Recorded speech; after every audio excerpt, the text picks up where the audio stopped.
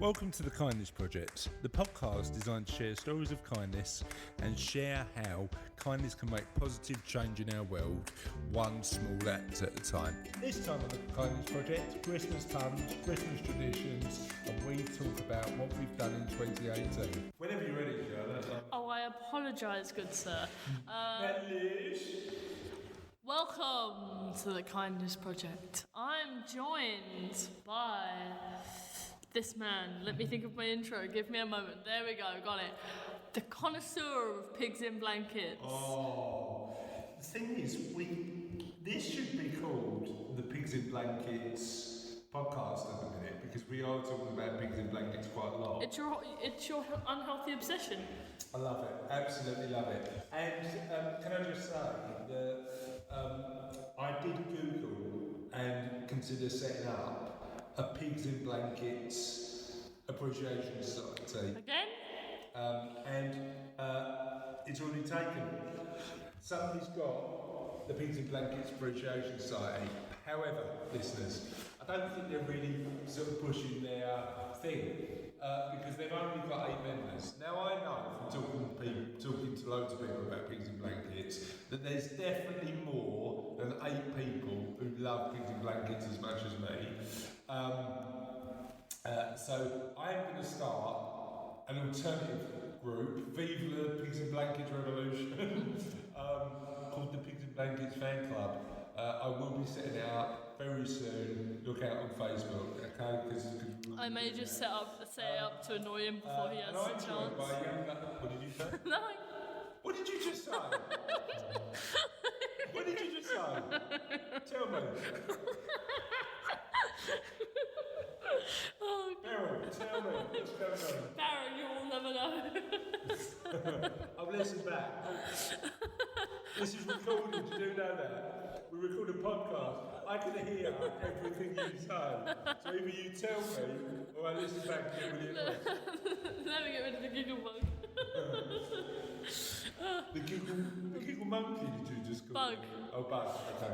Yeah, I might just set it up before you just... Yeah. So what did you say?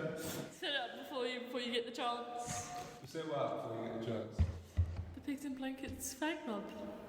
Oh, God! Right, do not bogart, don't pinch my idea for a Pigs in Blankets fan club and set up an alternative Pigs in Blankets fan club. I might just set up the Pigs in Duvets fan club. Oh, no! Pigs in Duvets are awful. This is right, please. Food manufacturers of England, stop mucking about with pigs in blankets. No pigs in duvets, no pigs under blankets. Just don't. Because I'm a pigs in blankets purist. Let's not muck about with the real pigs in blankets. You know what happened to the purists, right? Right. They got overrun eventually. Well, no, they lost their leader, which is good. You don't? Mm-hmm. I don't think I'll be running for any pigs in blankets. Just imagine a political party all about pigs in blankets. What do you stand for? Well, just imagine a march. What do you want? More pigs in blankets. When do you want them? Now! We were out, as this is a Christmas edition, in Covent Garden in London over the weekend. And what did we hear? What do we want? Christmas! When do we want it? Now! Look round, mate. I think you find that it's coming pretty soon. They were all dressed as Santa as well. It was good. So I'm joined by I haven't done your introduction yet. I'll get on with that now, shall I? I'm joined by a young lady who, and let me apologise for this poor Christmas pun now, is a little bit crackers. Charlotte! I'm just going to move away slightly. Why are you edging away? That won't be the worst Christmas pun you hear this year, I guarantee that. I've heard worse. You've heard worse? What's the worst pun you've ever heard? I don't know. It's probably been from your mouth. Probably, because I do love a pun. And we've got another Christmas-related question of the week. Ooh.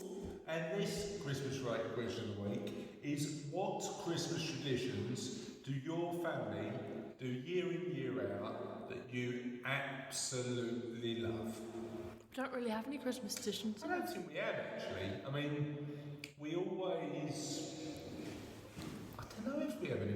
What Christmas traditions should we start in the Dame's house, do you think? We should do that Black Friday Christmas dinner again.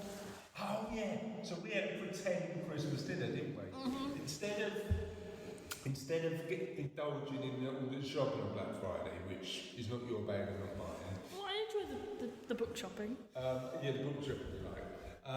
We put our Christmas decorations up quite early. Mm-hmm. It's my daughter Sophie's birthday at the end of November, and yours at the start of November. Start of December. I know when your birthday is. Sure about that.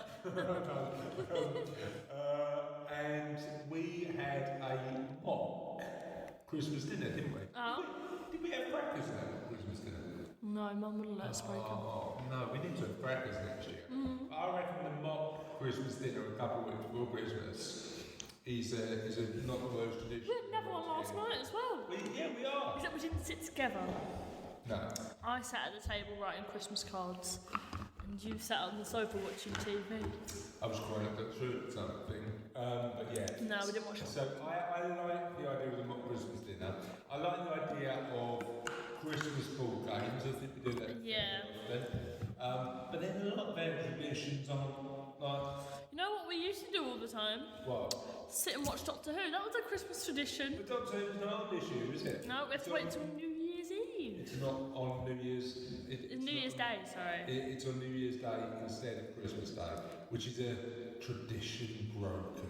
Blasphemy! I think it would be a good episode. So do I. Yeah, I think. And the last one was good as well. Ryan and Graham interacting in that episode was great. Yeah. Just like Granddad. Remember one name is just like Grace. It was like. Oh yeah, it was good. It was very, very good. So, what Christmas tradition would you implement in our family now? You got me wrapped up, around your finger. Why did you start singing on your nerves? It went into my head. But look. So I think Christmas traditions are amazing, and we should definitely have a few extra Christmas traditions in our lives, don't you? Yeah. But let us know what your favourite Christmas traditions are, because we're interested. We haven't done that bit though. What? Yeah. The introduction of the social media. Do the social media. Is that how you describe social media? The social with a head wall. So would you like to tell people where they can get in touch with us? Facebook. You go into that magical search bar thingy and you type in the Kindness Project. The Kindness Project. And then if you go to Twitter, you have to go at Ola Kindness, and then you just search it and it should come up. I mean, unless someone else has stolen our name, which is great. And then you've got Email, there we go. And it's ola@thekindnessproject.co.uk. or you can get in touch with us on WhatsApp, Face Smash. Don't give out your personal number. Tinder, MySpace. Do you use Tinder? I don't use Tinder. I was just trying another different few random channels. Instagram that we're not on. I'm on. We have an Instagram page. What, the Kindness Project's got an Instagram page? I follow it. Doesn't post that often. What do you mean you follow it? Who hosts it? It's not me. You don't host it. I don't. Is it Russell who hosts it? Probably. How do I not know as one of the hosts of the Kindness Project that we've got an Instagram page? Oh no. Nobody's told me. Who's running this show? And then, there's only posts on there every time we upload. Clearly not me. But yeah, so Apparently we have Instagram now. we are apparently on Instagram. We're not clearly on Tinder or I mean, you can try it. That was a joke. But apparently, unbeknownst to me, we are on Instagram. So find us on there and give us your answer to your favourite Christmas traditions. So, it's this week's edition of Kindness News.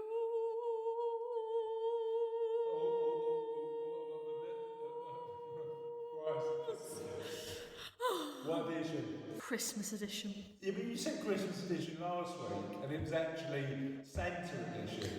Is this genuinely a Christmas edition? It's a Christmas edition. I haven't got a link for these on the Okay, tell Okay. A Christmas music video uploaded by the New Mexico Corrections Department is helping to change some prisoners' tunes. Inmates in New Mexico's 11 prisons created a cover song to the tune of 12 Days of Christmas, highlighting their good works and community service across the states. Some of the good deeds including wrapping toys for a toy drive, preparing meals for the homeless, and helping build homes for Habitat for Humanity. Greg Mercentel, sorry if I'm butchering your name, mate, from the New Mexico Correction Department told the news that the organisation wanted to help the prisoners realise the benefits of giving back and acting selflessly. Folks don't come to prison for doing good deeds, said Mercentel. It was pleasantly surprising to see normally macho inmates now willing to sing to the community a Christmas song. To me, that told me we're making some progress in terms of changing the lens, the optics of some of these inmates' hearts. These sometimes awkward and mostly out of tune song may not be perfect, but it's definitely a step in the right direction for these inmates. Love it. And it's actually a positive thing to do to share. Yes, you're in prison because you've committed a crime, but surely as a society we should be about a bit of punishment, but a lot of rehabilitation. Yeah. To make sure these people come into communities and can be Better people and functioning member of communities. You know what? It annoys me when I hear people turn around and go, you know what, prison is all about punishment. Because it should be a bit about punishment, I think. But the reality is, you are not going to change society unless you can change the people motivate people to do well and do good, even if they've made mistakes in the past. And it seems logical for me to do that. So I love that story. Well done. You got another one? Okay, this May, 4-year-old Alexis Vambacho, I apologise if I am butchering this, and her family. Should we get a button with you just saying, I apologise if I butchered your name? Just like, beep, I apologise if I butchered your name. And her family received heartbreaking news. Alexis Vambacho. I apologise if I butchered your name. Received heartbreaking What's news. your name again? No, this is sad story. I'm listening. And her family received heartbreaking news. She was diagnosed with DIPG, a rare form of inoperable cancer. Oh no. Told you it was sad. Wish I wouldn't have made that button joke, man. Alexis went through 31 days of radiation and even travelled from her home in Howarden, sorry if I butchered your name, Iowa, to Minneapolis for an experimental treatment. Despite this, doctors found a second tumour in her brain. Her family tells the news that Alexis has remained positive all along. She showed a lot of people how strong a little girl can be, said her dad. How old was she? I think it said she was 4. Alexis loves receiving Christmas cards in the mail, so her family asked people to send her some cards. Little did they know they would begin to receive hundreds of cards from across the US. The Facebook page the parents set up for Alexis says that they now have almost 800 cards. Makes you feel really good that there's a lot of people out there to send a little sick girl Christmas cards. DIPG is making it difficult for Alexis to speak, but her mum Amanda says that she expresses joy when she receives each Christmas card with a smile. Yeah. You know what? I absolutely love. That is a sad story. It sounds like it's going to be terminal, but I love the fact that people can make that tiny little gesture, but that can have a huge impact into a dying girl's last days. It's just amazing. But it also makes you think how lucky you are. Do you know what I mean? Luckily, in our family, we've never gone through a tragedy like that. I don't know how to cope as a dad, as a man, if something happened to you or something like that. But yeah, it's very nice that people can just take the time out of the day and just make a bit of an effort to support their family. So thanks for sharing quite a tragic story, but also a story that shows that people at their heart are very kind. So, I want to give you a little update on the Kindness Project. We've really been going for an entire year, which ain't bad, is it? Nope. Doing all right. And we are coming back next year because I love spending time with you. Are we? We are. The train keeps on running. It's a miracle. So we are coming back next year, mainly because I like spending time with you and I like working on this together with you. I don't know whether anybody listens. Russ tells us there's more people listening than ever. Russ tells us our listenership is going up. It's probably the same one person re-listening to it like 27 times. I don't think it is. I don't think it is because we're getting more emails, we're getting more stories of kindness, we're getting more people share with us their stuff that we can share with our audience. But frankly, if there was just one person listening, still do it. Still do it. Because I quite like us getting together and just chatting mostly nonsense, but also talking about optimism and positivity and having fun and just generally. One day our optimism could save the world. Vive la revolution! Vive the revolution! Nobody can hear a fist bump on a podcast. That's the problem. We keep on fist bumping each other. And fist bumps definitely. If you do a high five, people can hear it. So you can hear that. Try this. Slap! Definitely can hear that. So we're coming back to 2019. We've loved doing it in 2018. It's been work, hasn't it? And it's been effort sometimes. Yeah. But we think it's important just to carry on doing what we're doing. However, what have been your favourite moments in 2018 of the Kindness Project? I think it's coming towards the end because the later in the year we've done it, the earlier, the more absurd the time we've been doing it is. Like, you remember that one time we did it so late in the afternoon we were bat off our heads? Sorry, what do you mean? Like when we did that Barbara and Barry episode and we were so tired that we were talking. But yeah, I mean, we to be frank, I don't think time's normally a restriction for us talking nonsense. I think we can talk nonsense. Yeah, and then that one we did really early in the morning, that was even more nonsense. So they were two ones we did recently. One of my favourite episodes actually was the Beryl and Barbara one. I mean that was amazing. That was very, very funny. But we did that when we were both had pretty long, grueling, difficult days. I felt high. I honestly felt high. And it was quite difficult. And at the start, what we tend to find is when we do these podcasts, at the start of the podcast, it feels a bit.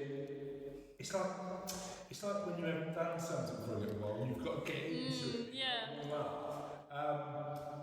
But it didn't take long for us to start spouting our usual brand of nonsense pretty quickly. So the Beryl and Barry ones were really funny. But these are, just to give you an example, because we've done a year's worth of these now, these are some of the stuff we've been talking about, because we always name our podcasts about the stuff we talk about. And we've talked about, there's so many on here that it's very, very difficult. So at the start of the year, we started talking about songs that make you cry. Before that was episode 7. We started talking about being cool and the fact that we weren't worried about being cool. We were proud of not being cool. See, episode 6, the constant theme running through the year. Episode 6, we talked about pigs in blankets. Episode 3, we talked about dad dancing. 11, we talked about retro theme tunes. We talked about biscuits. We've talked about all sorts of stuff in our introductions. But we've also interviewed some amazing people. Now, I know that you don't get involved in many of the interviews. I do most of them. Yeah, it's because you do them while I'm at school. Yeah, I do. I am getting an education. This isn't my job. Is this not your job? You don't get paid for this? Unfortunately. I'd speak to your governor, mate, and see if you could. You're not getting paid for it. Yeah, that's what I thought. But I reckon my favourite.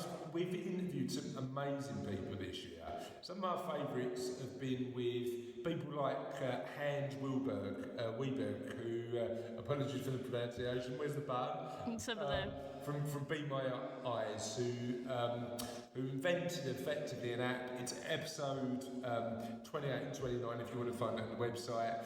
Invented an app that allows blind and partially sighted people to have access to a fully sighted person through their phone and through the interweb and through a network of volunteers. Interweb to make decisions about their lives. We talked to Tasha Weil from the Butterfly Effect. I was there for that one. Yeah, you enjoyed that one, didn't you? Who was talking about the effect that art can have on kindness. Bernadette Russell, author of the Little Book of Kindness, was amazing.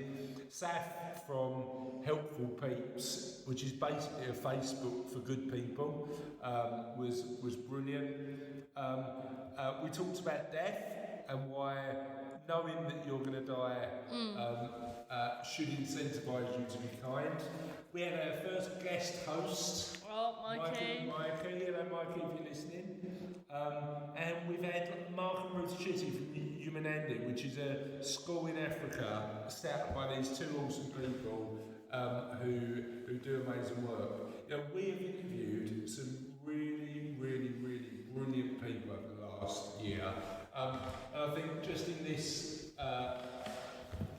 penultimate podcast of the year, I just wanted to say thank you, really. Thank you. Because without all of the amazing people who have come on and spoke to us about the great stuff that they do, certainly, I mean, basically our podcast would be me and you just talking nonsense, which is cool. I don't know if we would have survived the year on just that. There would be no good content. I think our Beryl Barry conversation is one of the best pieces of content ever produced in the world ever. Comedy content. Yeah.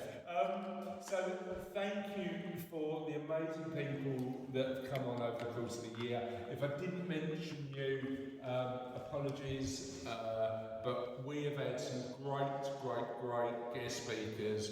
We're going to have more to come. We've already recorded a decent chunk more starting in 2019, and we're fantastically grateful for all your support. However, we also need your help.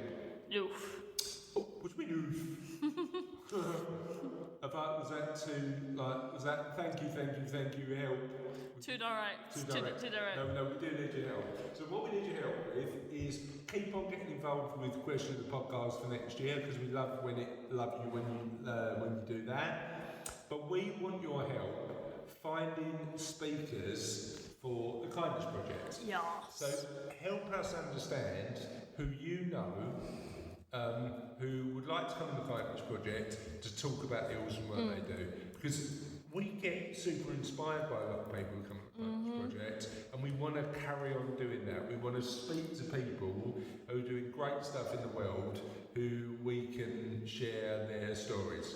So who do you know, listeners, who can come on and talk to us about this stuff? And if you're enjoying the Kindness Project, which I'm assuming you are if you Listen to this far, share the news. Share how much you're loving it on social media. Exactly. Tell your friends about it. Leave us a review. Do all of that stuff. All that jazz to help us spread the news about the Kindness Project. Anything else you want to add? Not really. Before we move on to the end of the show. No, I'm good. Okay. It's the end. It's true. It is the end. The end is never the end, is it? The end is never the end, because we've got out. You want to do this bit? I thought you paused it. I haven't paused it. Oh. I think I haven't paused it. I hope you haven't paused I definitely haven't paused it. Okay. We are doing question of the podcast. Question of the podcast. So this week's question of the podcast, or last week's question of the podcast, was our first Crimbo-related question of the podcast, which was, what is your favourite Christmas present? And the first person who got in touch was a friend of the show. Which one? We have referred lots to of by friends. your Bran and my mother-in-law, who said, Chris, it was a week after Christmas on 31st of December many years ago. Ask Cassie. I think she knows what she means. I think it was the birth of somebody very close to us. Oh, Mummy. Your mum. So I don't know what Jane's going to say, because apparently Jane doesn't count as a good present. But yeah, was very, very happy about that. Then You're glitching. Russ said, I always loved Lego as a kid, so I guess the Lego I got, I just can't remember one set. Tasman Kane said, we have a seaside themed lounge, and one of my friends made me 3 little beach huts, with a life ring and a number of my hairs in the middle hut. That was her favourite present. Richard Earl had another comment. He said, we should have picked the thread for worst gift. Well, maybe we'll do that next year, Rich. And then Scott Gallagher went retro, and he went first computer, Atari 800 XL in 1984. Cookie, friend of the show, said, the year I woke up to find a sweaty bonehead. I think he's talking about me. Kipping on my sofa, and then you helped me open my presents. It was a nice surprise. So I was John's sweaty bonehead and favourite present. Hayley and Daniel bought him a set of DVDs of old children's film foundation films a couple of years ago. And then Hayley returned the response saying, John Cook bought me a motherload of books. You get a book? It's the motherload. And that was it. And then we got 2 really, really nice ones, which were. Are you signaling at the door, or No. does David want to come in? Or No, it's not David. Oh, who was it? Benzie. Who was it? Benson. All right. Okay. Then we got 2 really nice ones, that really epitomise the spirit of Christmas for me. Nikki Dunn said her favourite ever Christmas present was a message from one of her sons saying thank you for making Christmas. No. It's getting dusty in here again. Not really. It's here in my eye. And Nigel Mathers, who sometimes makes very comedy-related comments, but this one's super serious. Said, my mum, aged 80, confirmed that her best ever present was spending time with her kids, and her great-grandchildren. Such a perfect statement from a very wise old lady. Material things mean nothing, but being with your family is everything when you reach 80 and beyond. God bless her. Aww. And on that very wise and sentimental note, Merry Christmas, Happy New Year, and Toodle pip. see you soon.